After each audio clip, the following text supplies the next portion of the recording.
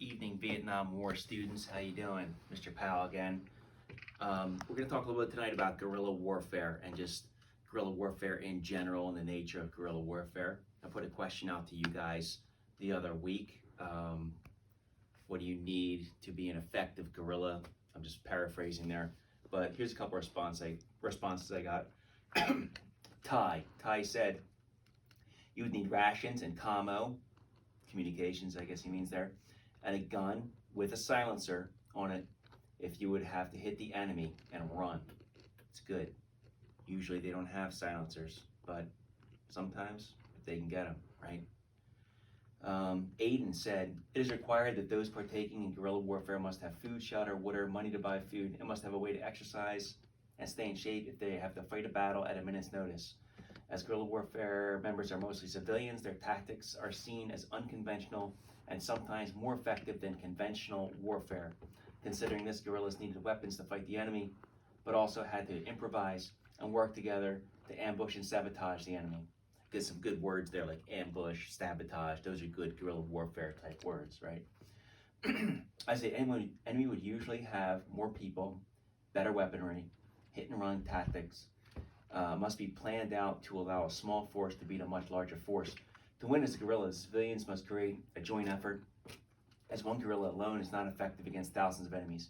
The guerrillas must secure a stable food source and not let the enemies cut off supply lines and trap the guerrillas. The guerrillas must ensure that ambushes kill only enemies and not other guerrilla fighters. Guerrilla warfare was important in Vietnam, as Vietnam was effective in attacking U.S. troops by using guerrilla warfare, and as visible in Vietnam, finding ways to hide and communicate with fellow guerrillas, as if once cover was blown, it is likely that they would be killed by the opposing force. Gabe said, if I wanted to survive, fight, and win as a guerrilla, I would need a bunch of my co-workers from work to ambush a more powerful foe. Instead of walking around my neighborhood, I'd be sneaking around and sabotaging the enemy. I'd be raiding local enemy. Excuse me. Just allergies, not COVID, don't worry. Raiding local enemy strongholds to steal food for my men to survive off of. And most of all, I need a bunch of civilians to help me fight off the enemy. Way to go, Gabe. Adam wrote in, if I was in a guerrilla squadron, I would assume that there would be less of us than a normal army. Because of that, we would almost always have the numbers disadvantage. So we would have to be light and fast. We would probably take only a few bags of food per squad, meaning maybe just one bag filled with MREs for each other person. We would share with our comrades. Comrades, already throwing in there some communist type verbiage, eh? Somebody's been looking ahead. This would give us meals to eat during our downtime hours. The weapons and armor that we would be using would be smaller and lighter. Instead of an assault rifle, we would have something more along the lines of a submachine gun and or handgun, plus a knife for hand-to-hand combat. When we encounter an enemy, we would have to be fast. If we stuck around too long, we would most certainly be wiped out, which means that we would basically act like assassins. Quickly run out from our cover, kill an enemy in as little time as possible, then get the heck out of there before reinforcements would have a chance to arrive. We would then rinse and repeat our days. Blah, blah, blah. Good one, Adam. George said, to win as a guerrilla warrior, you need to be sneaky by hiding in bushes and trees to surprise your enemies when they don't know where you are. To fight and win as a guerrilla, you would need an element. Nathan says, to fight and win as a guerrilla, you would need the element of surprise and camouflage to keep you hidden and to ambush your enemy. Colin said, guerrilla is a military term that means a smaller country fighting against a stronger country. Doesn't always have to be a country, Colin. Tactics of guerrilla warfare were utilized by the Viet Cong, North Vietnamese communists. Hey, they're South Vietnamese communists. The North Vietnamese communists were just called the North Vietnamese Army. But we'll get to that later. We're not even into that part of the war yet.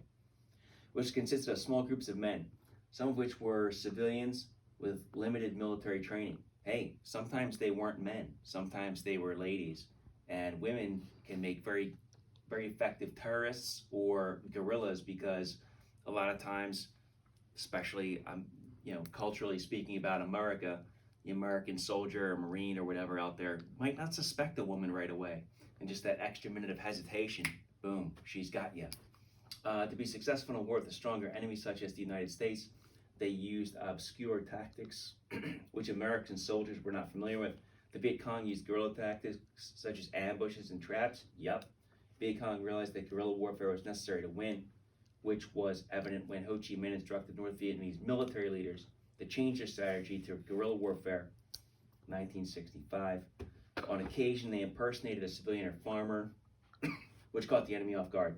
The United States military is prepared for traditional warfare, so that the Viet Cong used the jungle and yada yada. Good job, Kyle. I'm just gonna shorten things up a little bit here, guys. Alex said ambushes, sabotage, raids, petty warfare, hit and run tactics, and for mobility, it's to fight a larger and less mobile traditional military. Brian said food, war, supplies, a good location. Yeah, location. Geography's destiny, right, Brian? Very much the case here. Cut enemy communications, hit and run. All good answers, guys. You guys did a really bang up job with that. I'm going to maybe clarify just a few things, I guess, but I think you guys are doing pretty well just on your own. Anyway, here's guerrilla warfare on my whiteboard here tonight. Here's a little quote here from Chairman Mao Zedong, the communist revolutionary and leader of communist China, first leader of communist China. It says the guerrilla fighter must move among the people as fish move through water. So to the outside observer, it's got to be perfectly natural. Nothing to see here. Let's move on, sort of thing. Outsiders shouldn't be able to tell who's the guerrilla, who's the farmer, who's the butcher, the baker, the candlestick maker. It's supposed to be all totally seamless. You guys mentioned a lot of this stuff. Food, supplies, weapons would be included in that. You mentioned even your logistics of carrying food. Sometimes the Viet Cong didn't even carry food that much. It would just be stashed for them. They would know what village to go to and they could go get their food. Americans have to carry food all over the place and get resupplied and stuff like that. So they need all that stuff, definitely. Training, they might need a place to train their people. And that can mean political training too. Like, for instance, they might have some sort of like government class sort of thing. The communists definitely would have been very into that sort of training because they're not just about, you know, the tactics and fighting. They're about training your mind too. Communists want you to think a certain way, right? Mind games. Anyway, inside joke. Medical needs, people who are sick, people who are injured, stuff like that. A cause, they would need a cause that the regular people out there in the countryside can buy into and support, and hence support the guerrillas. They like to have outside help too, another powerful country maybe coming in, helping them to set up and win, maybe supply them, give them food, weapons, so on. Maybe give them some training if the other country has special forces guys they could put in there. Intelligence, or like a spy network, so to speak. They should always know what the government forces are doing and where they're going and where they're moving before they get there. A lot of times you'll see this. Guerrillas like to have a base. It helps. You know, I don't know if you need it, but you probably need it, to be honest. Someplace where the government can't really get at you. So a place like Vietnam is kind of tailor-made for guerrilla warfare. It has a very long coastline along which the U.S. Navy can bring its power to bear. But as you go inland, I mean, there's very dense jungles. There's not a lot of urban and built-up areas. Mostly people live in villages. They're little farmers. Jungles are triple canopy jungle. Planes from above can't see what's going on down there or anything. So you can definitely have a base pretty easily in South Vietnam. And sometimes the base doesn't have to be in your country.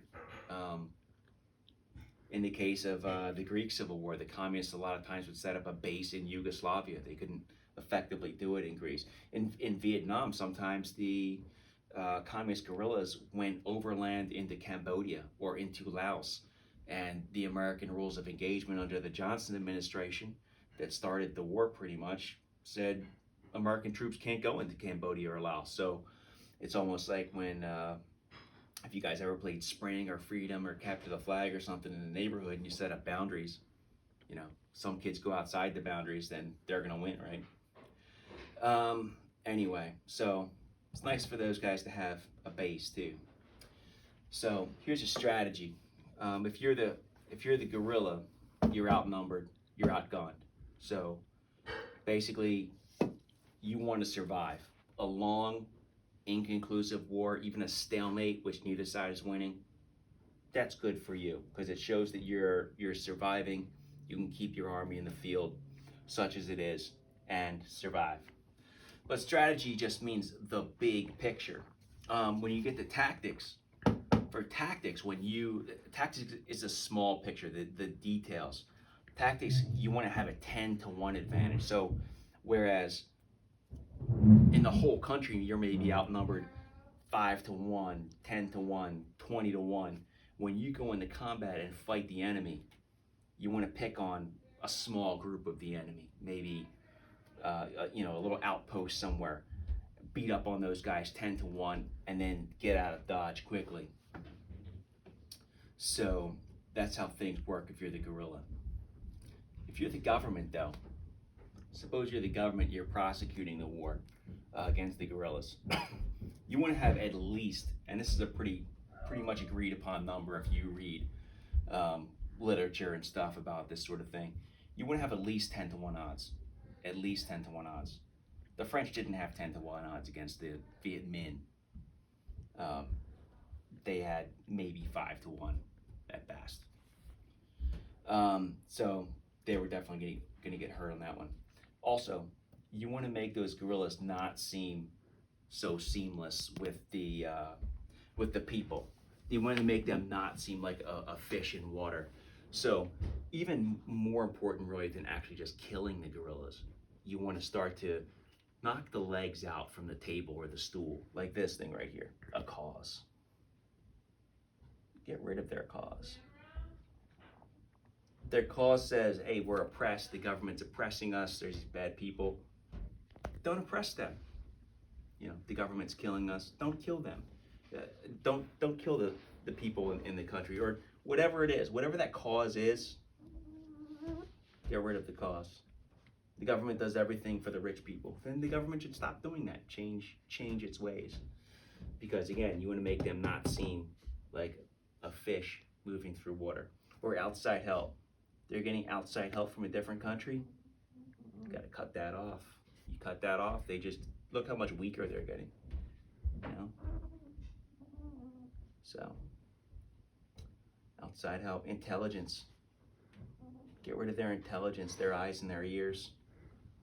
Americans did that fairly successfully for a while. They had something called the Phoenix program, which was a counterintelligence type program against the Viet Cong, and shut down some of their spies and their agents that worked in the government or fed them information. Maybe get rid of their base. 1970, President Nixon went after the communist sanctuaries in Cambodia and Laos and just kind of took those things out with bombing raids, and later a lot of the South Vietnamese army forces went in there. So you start kicking those legs out from under the table, and pretty quickly they get very weak. Those guerrillas can get very weak very quickly if you're smart about it. You know, there's historical examples of this. Sometimes Americans have been the guerrillas. The American Revolution. Who are we? Americans were the guerrillas. A lot of times. Sometimes they fought as a conventional army, but mostly they fought as guerrillas. As the United States expanded westward and fought against Native Americans, the United States was very successful in fighting against Native Americans, who were, in essence, guerrillas. In the wake of the Spanish-American War, the United States dealt with guerrilla warfare in the Philippines, which is an island chain in the Western Pacific, and they did very well, and we were very successful against those guerrillas because we followed the rules. And this is circa like 1900, 1904 time frame. And none of those things that the Americans relied on in Vietnam were present. There were no helicopters. There were no B-52 bombers. There were no radios. There was no automatic weapons. It was all bolt action rifles. And they were able to do it in the Philippines, which is also a very densely jungled kind of island chain in a remote part of the world. So you're able to do it, but you got to be smart if you're the government. And if you can't get the right odds, and if you can't separate the guerrillas from the people, then you're just not going to win at all. Anyway, great effort from you guys in terms of your questions that you put out there and answered and fed some information into the class here. Good job. We'll get some more stuff going for you this week, and that's it for tonight. Thanks. Bye-bye.